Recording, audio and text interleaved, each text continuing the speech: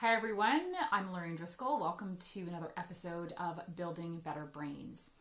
Today I want to talk about something that comes up all the time, pretty much anytime I talk to anybody or meet anyone and they ask me what I do, and I tell them I work with children who have learning disabilities, ADHD and so forth.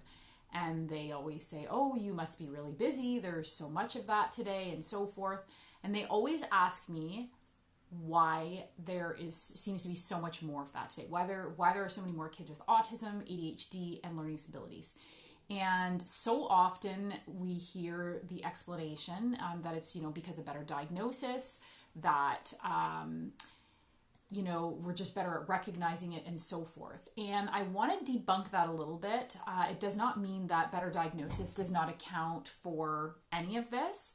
But there's definitely some other factors involved that better diagnosis just simply cannot explain. So the first thing I want to talk about is just understanding that there's many things that have really, really changed in our society and our lifestyle a lot in recent decades. I would say the last 50 to 60 years. And all of those things have been really cumulative too, like changing faster and faster. And we're just adding more and more fuel to the fire, and literally like fire in our children's brains in terms of inflammation, imbalance, and brain disorganization. So one of the number one things that have changed is our children's biochemistry is different. It's more balanced because of the modern world we live in. So things like pesticides, heavy metals, cleaning product chemicals. They've even found like there's higher rates of autism among women who are on hormonal birth control, and please moms, no mom guilt, but that's just, one of the things that can create imbalance in our bodies and our developing children's brains and be passed on and so forth. And if that can seem like still not convincing, then what I always go back to is consider this. If it seems like, well, maybe it really is just better diagnosis and maybe it's just genetic, then consider that, when I was a kid in the 80s and early 90s, there's no rules against not being allowed to eat a peanut butter sandwich at school because there were no peanut allergies, right? There was, I shouldn't say no, it was rare. It wasn't like, it was something that people really worried about. We all ate peanut butter sandwiches at school, sometimes 365 days a year, and nobody thought about it. And today, there is a ton of kids with anaphylactic peanut allergies, anaphylactic allergies to fish, to eggs, to all kinds of food. So we know that there's something off biochemically in our kids, that their immune systems and their biochemistry is overreactive or hyper-responsive. And I like to just remind this because we're so trained to think of the mind as separate from the body, like it's just acting on its own and not really being influenced by the biochemistry. And the brain is just another organ in the body, right? It's not separate. It's if the body has biochemical imbalance or any kind of imbalance, then the brain is going to be affected. So it only makes sense that we aren't aware of peanut allergies because of better diagnosis, right? We definitely would have been aware of a kid having an anaphylactic reaction in the lunchroom, or all of these kids having anaphylactic reactions to all of these different foods that they're so allergic to today. So biochemistry is definitely different today, and I can attest to that even just with clients that come in who've had the organic acids test or different testing done, and they learn that, their children's have toxicity in this or toxicity in that. And that's definitely affecting their ability to function, read, learn, whatever the case may be. The other aspect is brain organization. So that is something that's really exciting for me because brain organization has to do with, you often hear the dyslexic brain looks different you can see it on scans, and same with autism and different learning disabilities and so forth. And that's entirely 100% true. But we need to remember that brain organization is not fixed, that the brain is plastic, right? We have a whole field of science. It's actually been around for decades, since like the 40s, I believe, on neuroplasticity, right? The science of how the brain can change. And finally, that science has really started to make mainstream practice or news or whatever you want to say. But our children's brains are more vulnerable to disorganization and underdevelopment. One example, I've talked about this in previous videos and so forth, and it's definitely what I cover in my program, but one reason why our children's brains are more vulnerable to disorganization and underdevelopment is just the way we're raising our children. And again, no mom guilt, I've done it all as well. But for example, we have kids in like baby carriers, baby saucer, these saucers and these swings and slings and walkers, and they're not crawling. They're not rolling over. They're not spending hours upon hours of tummy time on the floor, which thankfully pediatricians and so forth are much more aware of how important that is to develop the brain, because it is the early infant movements that develop the brain. And so those two things, biochemistry, brain development or brain organization, are two factors that have really been affected by our modern lifestyle and has contributed to the increase. And of course, genetics plays a role. I've talked about that before. I'll talk about it more in the future. I do have some articles, if that's of interest, that you can check out on my website. So if you kind of want to look at it in a nutshell, just think of like kids today versus kids 50, 60 years ago, even 30 years ago. Kids today are playing outside less, they're getting less vitamin D, they're getting less exercise, they're sitting more, they're on longer bus rides, they're just generally more inactive, and then they're eating less real food, they're eating more processed food, which is not only filled with pesticides and hormones and so forth, but also with just processed food full of all these other additives. They're sleeping less, their sleep is being affected more, even when they are sleeping, by the blue lights from the screens.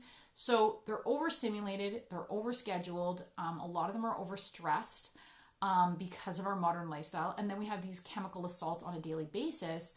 And all of that is really going to create some imbalance in the brain. And again, I want to reiterate, this is not about guilting you that you did something wrong or you're doing something wrong. Like I thought I was doing everything right. And, my daughter had all kinds of difficulties related to this imbalance in the brain and so forth. So one thing that I really want to talk about that is for me, one of the most exciting things in brain function, brain health, childhood disorders like ADHD and learning disabilities is gut health, because it's just not talked about enough. It's just not stressed enough. I know that thank God, it's all over the place to some degree of how our gut is our second brain, but I don't think people really get it. And that is that there's, 100, I think it's billion neurons in our gut lining. So not just in our brain, 100 billion neurons in our gut lining.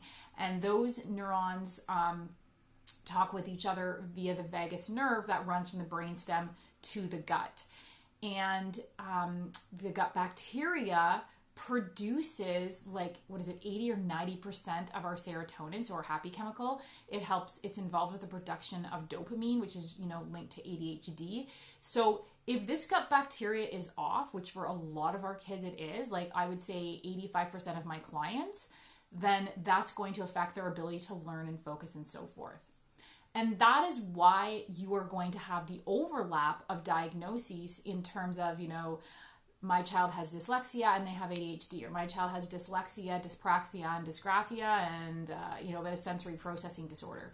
It's not that your child's a lemon. It's not that your child got dealt the worst hand in life starting out. It's that those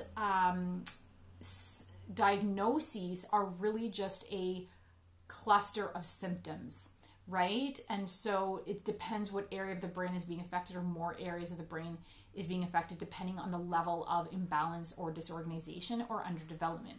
And it's really amazing to see, with my clients, when we get that brain back into balance, when we start working on nutrition and gut health, and we start doing these educational therapies that develop and reorganize the brain and strengthen the weak connections that we've identified, all of a sudden, this improves and that disappears and this goes away and so forth. And moms are like, oh my God, I thought, like we just had like the worst luck ever. It was like a genetic nightmare. And it was really about bringing the brain back into balance.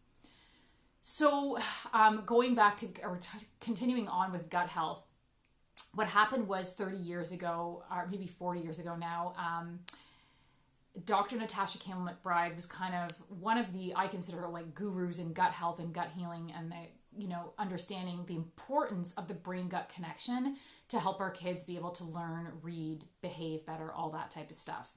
And what she noticed is that, she was just a regular doctor. Well, she was a neurologist, but she had worked with a lot of kids.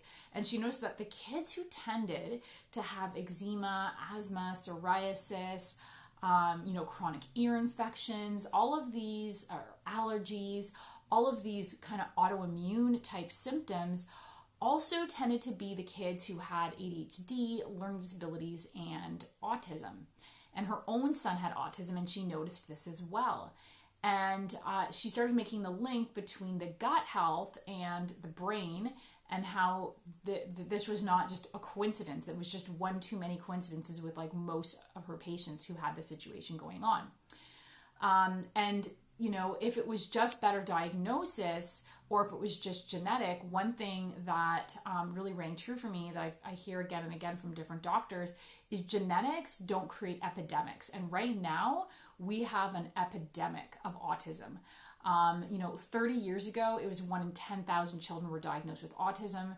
Doctors rarely saw it. Teachers will say, if you talk to teachers who've been in the game for a long time, or, retired, or maybe only 5-10 years ago, will say, we never saw any of that in the classroom. And now there's just so many kids who are struggling with so many different things. Today, the diagnosis is 1 in 65 children will have autism, and they're expecting by 2030 for that number to go to 50%. That 50% of children will be diagnosed with autism spectrum. And so if you, sometimes people can be led to feel really powerless whenever we feel like it's genetic, because we feel like there's nothing we can do. And that's a whole other game about being able to turn genes on and off and genetic expression and so forth. But remember, and keep that in mind, because there's a lot of hope there, that genetics don't create epidemics, and that what is actually contributing, the genetics might play a role, but what's really creating this problem is our culture, our environment, our lifestyle that's turning on those genes. And there's things we can do to cause those genes to turn back off or not express. So basically, in a nutshell, it really boils down to a lot of change. We've changed so much in the last 50 to 60 years in terms of our diet, lifestyle, and so forth, more than any other time in history in terms of what we're doing to our bodies. So that is obviously going to have a huge effect on our children's brain development, and so forth. And just keep in mind that, yes, genetics play a role, but genetics load the gun, environment pulls the trigger. And it's important to, I think, keep that in mind, to remember that your child's struggles don't have to be permanent. And I know from working with my clients and so forth, even with my own daughter, that they don't even have to be something you have to manage on a daily basis. We can go move so much more beyond that. So my next video, I'm going to dive deeper into all of this, but basically the key is bringing the brain back into balance. And so if you want to learn a little bit about, okay, so what do I do? Then I would, I'll post the link in the comments below. I would check out my free starter kit, the Laser Focused Learner, which includes some basic exercises to get your child's brain organized. Obviously it's a starter kit, and some basic tips on where you could start with nutrition, because that can be really overwhelming as well. And if you found this interesting, please share, and don't hesitate, if you want to learn more, to book a Better Brain breakthrough session. I'm offering them free for the next few weeks. So I'll post a link for that as well, and feel free to book a call. Thanks for watching.